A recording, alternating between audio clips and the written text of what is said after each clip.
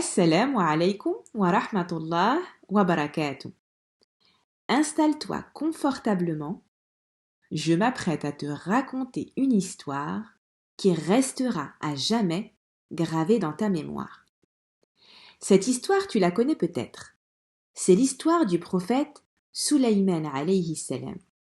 Mais aujourd'hui, je vais te révéler un secret qui marquera à l'encre indélébile cette histoire dans ton cœur. Es-tu prêt? Je commence. Au cœur de Jérusalem, l'illustre cité bénie de Palestine, vivait un prophète dont la richesse et le royaume n'ont jamais été égalés.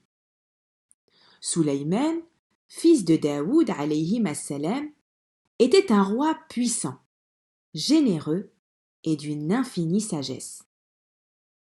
Toutefois, à la différence des rois que l'on connaît, Sulayman alayhi salam avait à sa cour des créatures pour le moins inattendues. En effet, Allah Azza wa Jal avait assujetti pour lui les hommes, les djinns, le vent, les animaux dont il comprenait le langage et même les plus petits insectes. Si bien qu'un jour, alors qu'il était sorti avec ses puissantes armées, une fourmi, qui le vit menaçant sa fourmilière, alerta les ouvrières en ces termes. « Ô fourmis, entrez vite dans vos demeures, car Sulayman et ses armées risquent de vous écraser sans même s'en rendre compte. » Comment cette fourmi connaissait-elle le nom de Sulayman? Tout le monde, la terre entière connaissait le puissant Sulayman alayhi salam et son royaume, du plus petit insecte au majestueux cheval qui galopait dans les plaines. Lorsqu'il entendit la fourmi donner l'alerte, Sulayman alayhi salam sourit et remercia immédiatement Allah, Malik al-Mulki, le souverain de toute royauté, pour toutes les grâces qu'il lui avait accordées. Comme tout bon chef des armées, Sulayman alayhi salam avait pour habitude d'inspecter lui-même ses soldats. Un jour, alors qu'il passait en revue les oiseaux de son armée, il s'aperçut que la huppe, Hudhud, manquait à l'appel. Où était-elle allée sans l'autorisation de son maître Sulayman? Hudhud avait volé jusqu'à Saba, au Yémen, à des centaines de kilomètres de là.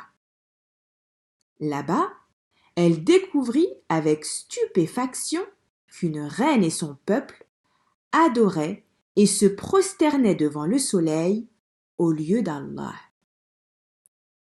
Lorsque Hudhud revint et en informa Sulayman, ce dernier écrivit aussitôt une lettre à la reine de Saba et demanda à la huppe de la lui transmettre. Dans cette lettre, après la mention Bismillahir-Rahmanir-Rahim, Sulayman somma la reine de se soumettre à Allah, Malik al-Mulki, et de ne vénérer que lui, qui mérite toutes les adorations. En guise de réponse, Belqis, la très belle et très intelligente reine de Saba, fit envoyer des présents à Sulayman.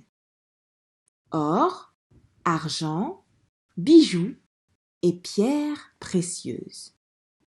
Elle redoutait la force de l'armée de Sulayman et pensait que celui-ci oublierait vite son intention de la combattre en voyant toutes ces richesses que gracieusement elle lui offrait. Mais il n'en fut rien. Sulayman refusa catégoriquement tous ces cadeaux précieux et les fit renvoyer à la reine. Il gouvernait un royaume immense et disposait de toutes les richesses qu'il désirait. Tous ses sujets obéissait à chacune de ses volontés. Sulayman alayhi salam exigea d'ailleurs de ses soldats qu'ils lui rapportent le magnifique trône que possédait Belqis.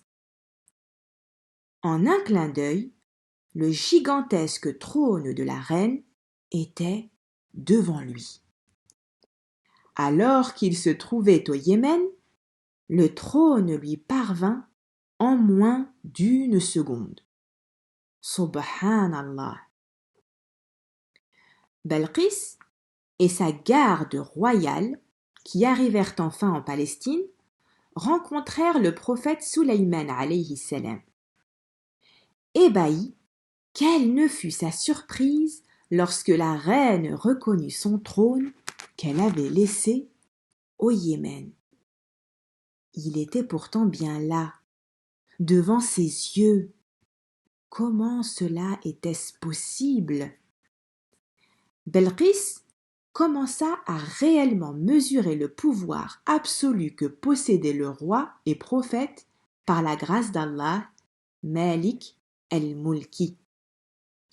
La reine de Saba n'était pas au bout de ses surprises. Lorsqu'elle pénétra dans l'immense palais de Sulayman, elle fut littéralement émerveillée, elle, la riche souveraine de Saba. C'était un palais extraordinaire. Du sol au plafond, tout n'était qu'ornement et dorure. Mais la particularité de ce château unique en son genre était qu'il avait été construit sur les hauteurs des eaux d'un fleuve. Pour y pénétrer, Belqis releva un pan de sa longue robe et dévoila ses jambes. À mesure qu'elle avançait, elle comprit que le sol était pavé d'un cristal éclatant qui donnait sur l'eau limpide. Sulayman la rassura et sourit devant l'émerveillement de la reine. Belqis réalisa que les miracles et le spectacle auquel elle assistait depuis son arrivée à Jérusalem étaient une preuve absolue de la véracité du message que lui avait transmis Sulayman. Le véritable souverain de toute royauté n'est autre qu'Allah, Malik el-Mulki. Elle renonça alors à l'adoration du soleil, reconnut son immense erreur et embrassa la religion du prophète Sulayman alayhi salam. Elle voua l'adoration à Allah l'unique et invita son peuple à faire comme elle. Ô Malik el-Mulki! Malik el-Mulki fait partie des noms sublimes qu'Allah, le roi des rois, s'est lui-même attribués. Il accorde ses biens et la royauté à qui il veut. Il élève ou humilie qui il veut. En sa main résident tous les biens. Il est capable de tout. Sulayman alayhi salam avait bien compris cela. Il savait que sa fortune, sa richesse et tout son royaume ne lui appartenaient pas. Tout appartient à Allah, Malik el-Mulki. D'ailleurs, plus tard, notre prophète Mohammed sallallahu alayhi wa sallam nous dévoila un magnifique secret à ce sujet. Celui qui invoque Allah avec le nom grandiose Malik el-Mulki verra son souhait exaucé. Dans la sourate Al-Imran, 3e sourate du noble Coran, Allah, Malik el-Mulki, nous enseigne cette belle invocation. Es-tu prêt à l'écouter et à l'apprendre à ton tour afin de voir tous tes rêves et tous tes souhaits se réaliser?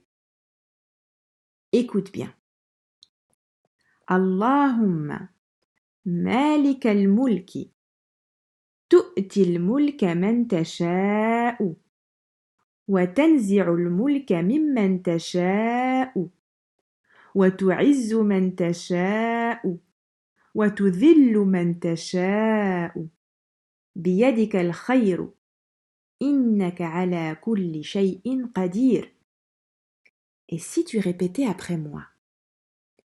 Allahumma اللهم مالك الملك مالك الملك تؤتي تؤتي الملك الملك من تشاء من تشاء وتنزع وتنزع الملك الملك ممن تشاء ممن تشاء وتعز وتعز من تشاء من تشاء وتذل وتذل من تشاء من تشاء بيدك الخير بيدك الخير إنك إنك على على كل شيء كل شيء قدير. قدير. C'est très bien. En ce mois de Sha'ban, qui n'est autre que le mois du prophète Mohammed sallallahu alayhi wa sallam, et si on suivait ses recommandations? À quelques semaines de Ramadan, le mois des croyants, comme toi et moi, quelque chose me dit qu'avec cette dua, nos souhaits les plus chers deviendront réalité.